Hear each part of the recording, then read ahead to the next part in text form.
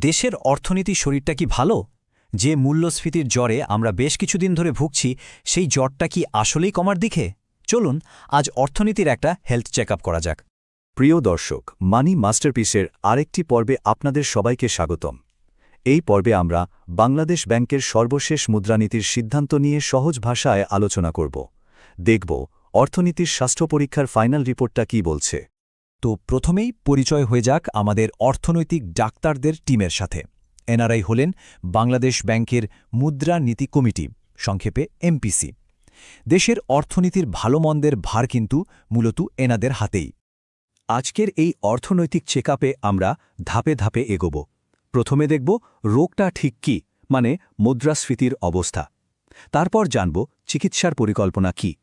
এরপর অর্থনীতির অন্যান্য দিকগুলো একটু খতিয়ে দেখব। আর সবশেষে আসব চূড়ান্ত সিদ্ধান্ত আর ভবিষ্যৎ নিয়ে।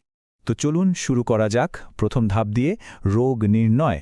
আমাদের অর্থনীতির প্রধান যে সমস্যা, সেই উচ্চ মুদ্রাস্ফীতি, মানে অর্থনীতির জ্বরের থার্মোমিটারের পারদটা এখন ঠিক কোথায় দাঁড়িয়ে আছে সেটাই আগে দেখা যাক। এখানে দেখুন, একটা ভালো খবর কিন্তু আছে। গত বছরের সেপ্টেম্বরে সার্বিক মুদ্রাস্ফীতি ছিল প্রায় 10% কাছাকাছি, 9.91%।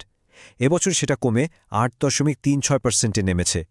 আর সবচেয়ে বড় স্বস্তির খবরটা হলো খাদ্যপণ্যের দামে, যেটা 10.4% থেকে কমে 7.64% হয়েছে।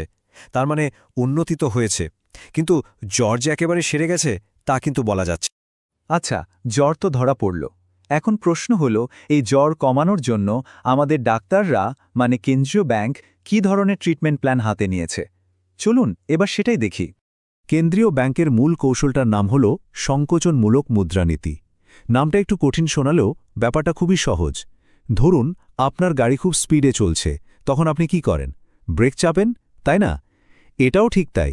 অর্থনীতিতে টাকার যোগান কমিয়ে দিয়ে চাহিদা কমানো হয়, যাতে জিনিসপত্রের দাম আর বাড়তে না পারে।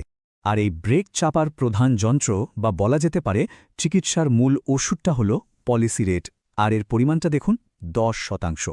মানে হলো কেন্দ্রীয় ব্যাংক এই শক্তিশালী ওষুধটা ব্যবহার করে অর্থনীতিকে একটু ঠান্ডা রাখার চেষ্টা করছে। একজন ভালো ডাক্তার তো শুধু থার্মোমিটার দিয়ে জ্বর মেপেই ছেড়ে দেন না, তাই না?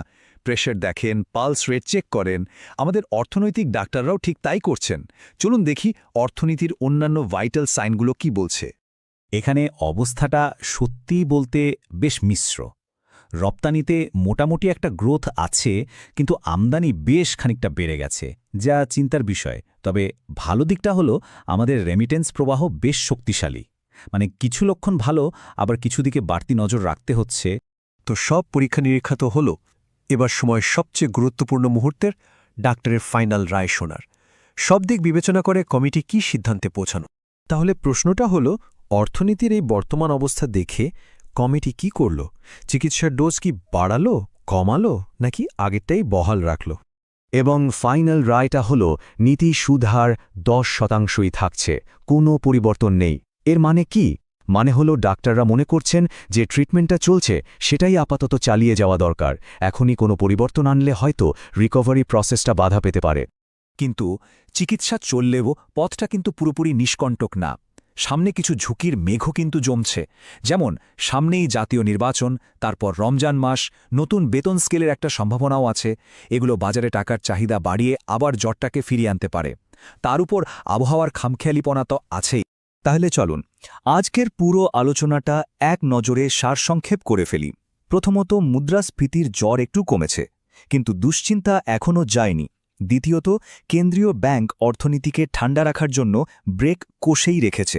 তৃতীয়ত, চিকিৎসার মূল ওষুধ মানে পলিসি রেট 10%ই স্থির। আর চতুর্থত, নির্বাচন এবং রমজানের মতো কিছু ঝুঁকি সামনে আছে। আশা করি বাংলাদেশ ব্যাংকের মুদ্রানীতি নিয়ে আজকের এই বিশ্লেষণ আপনাদের বুঝতে সাহায্য করেছে। পুরোটা সময় সাথে থাকার জন্য অসংখ্য ধন্যবাদ।